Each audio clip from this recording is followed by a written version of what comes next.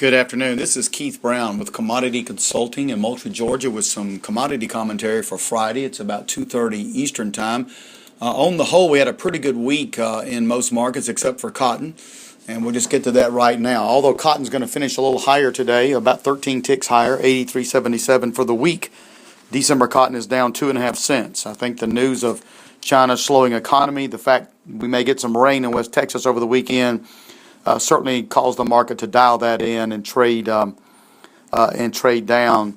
a little bit for the week. And basically today was just all about just some short covering into the long holiday weekend.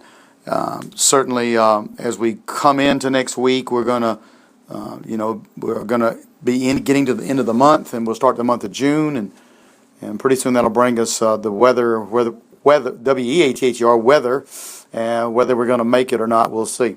Over in the corn today, it was mixed. New crop corn actually for the week, September corn was up 10 cents and went out today around 5.66. So again, although we've had planting delays, I think that's an old story.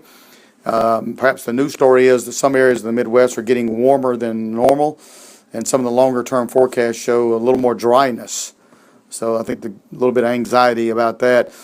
Wheat today closed down, but for the week it was up 13 cents. July wheat around 7.18. More talk of trouble in Russia as far as her wheat crops concerned in the Ukraine, along with still dryness out in Australia. And you just get the sense that wheat wants to make a bottom in here, pardon me, and try to trade up, but we'll see if that's the case or not. Beans had a good week as well, up 20 cents for the week. November beans finished about a nickel of that today. We hit 12.50 today. So again, with the notion of maybe a few more acres of corn going in, less acres of bean, I think that supports the bean market.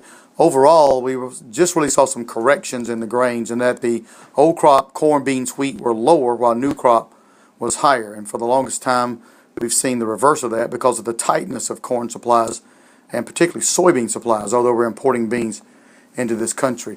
The dollar was up for most of the week, although it was down today. And then crude oil was a little bit on the defensive today. And crude oil really looks two-sided. We could make a case where the energies could really trade down starting as we get into the month of June. So that's something we need to think about if we want to price or hedge any fuel for this coming fall. Anyway, we'll see what next week brings. Hope everybody has a great holiday. And remember those soldiers that sacrificed their lives so that we could have this freedom. If you have any questions or comments, give us a call, 1-800-910-1910. Thanks for listening.